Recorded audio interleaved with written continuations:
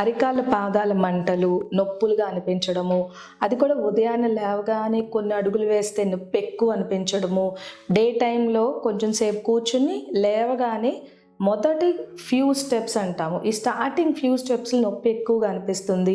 ఇది planter fasciitis వల్ల అయి ఉండొచ్చు. ఈ వీడియోలో మనం ప్లాంటార్ ఫేషియైటిస్ అంటే ఏంటి, దీనికి గల కారణాలు, డయాబెటిక్ పేషెంట్స్లో ప్లాంటార్ ఫేషియైటిస్ వచ్చే అవకాశాలు ఉంటాయా, నివారించడానికి తీసుకోవాల్సిన జాగ్రత్తలు మనం ఈ వీడియోలో చూద్దాం. హాయ్, నేను డాక్టర్ దీప్తి కారేటి, ఇమ్మెన్స్ క్లినిక్స్ నుండి.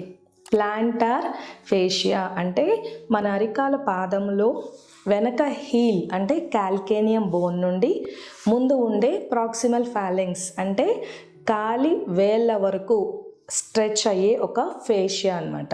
మన బాడీ శరీరం బరువు అంతా కూడా కాళ్ళ మీదే పడుతుంది కదా, మరి మనం నడిచినప్పుడు ఇవి షాక్ అబ్జార్బర్స్లో పనిచేస్తుంది. ఈ ఫేషియా నడవడానికి చాలా సహాయం కూడా పడుతుంది.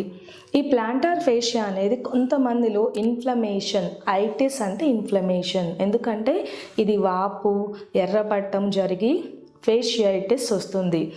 ఇది ఒబెసిటీ, ఊబకాయం, అధిక బరువు, ఎక్సర్సైజ్ చేసే వాళ్ళల్లో అంటే రన్నింగ్, జంపింగ్ ఎక్కువగా చేసే వాళ్ళల్లో, ఆడవాళ్ళల్లో 40 సంవత్సరాల నుంచి 50 సంవత్సరాల మధ్య వయసు ఉన్న వాళ్ళల్లో, షుగర్ పేషెంట్స్లో కూడా ప్లాంటార్ ఫేషియైటిస్ మనం ఎక్కువగా గమనిస్తూ ఉన్నాము. ఎటువంటి ఫిజికల్ ఎక్సర్సైజ్ లేకుండా సెడెంటరీ లైఫ్ స్టైల్ ఉన్న వాళ్ళల్లో కూడా ప్లాంటార్ ఫేషియైటిస్ ఎక్కువగా వస్తుంది.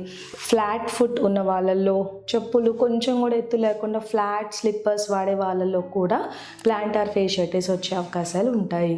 ప్లాంటార్ ఫేషియైటిస్ నిర్ధారించాలంటే కొన్ని పరీక్షలు చేసుకోవచ్చు. డాక్టర్ పరీక్ష చేసి చూసినప్పుడు ఆ ప్లాంటార్ ఫేషియా ఆరిజిన్ దగ్గర అంటే కాల్కేనియం బోన్ దగ్గర టెండర్నెస్ ఎక్కువగా ఉన్నట్టయితే ఇది ప్లాంటార్ ఫేషియైటిస్ అయి ఉండొచ్చు. కొంతమందిలో రేర్గా ఇది న్యూరోపాథిక్ పెయిన్ అయి ఉండొచ్చు, లేకపోతే ఆస్టియోమైలిటిస్ అంటాము.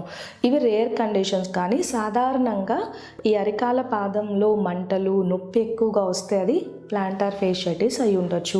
కొంతమందిలో అవసరమైతే అల్ట్రాసౌండ్ స్కాన్ చేసి చెక్ చేసుకుంటే ఈ ప్లాంటార్ ఫేషియా అనేది నార్మల్ పీపుల్ కన్నా డబుల్ ద థిక్నెస్ ఉండడం అనేది గమనించారు.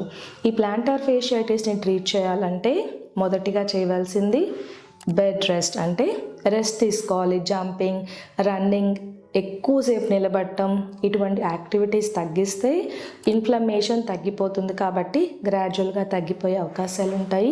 రెండవ ముఖ్యమైన పద్ధతి ప్లాంటార్ ఫేషియైటిస్ని ట్రీట్ చేయడానికి స్ట్రెచ్చింగ్ ఎక్సర్సైజెస్ అంటాము. ప్లాంటార్ ఫేషియైటిస్ ఉన్న వాళ్ళకి హార్డ్ సర్ఫేసెస్, ఇంట్లో బండల మీద నడవడం కూడా చాలా ఇబ్బందిగా అనిపిస్తుంది. వాళ్ళు చెప్పులు లేకుండా అస్సలు నడవలేరు, కాబట్టి వాళ్ళకి షూలో సిలికాన్ కుషన్ ఇన్సర్ట్ అంటాము. ఒక ఎక్స్ట్రా లేయర్ సిలికాన్ కుషన్ పెట్టడం వల్ల మనం ఈ ప్లాంటార్ ఫేషియైటిస్ని వాళ్ళకి కొంచెం రిలీఫ్ దొరుకుతుంది. అధిక బరువు, ఊబకాయం ఉన్న వాళ్ళు వెయిట్ తగ్గుతూ ఉంటే కూడా గ్రాడ్యువల్గా ప్లాంటార్ ఫేషియైటిస్ని మనం కంట్రోల్ చేయొచ్చు.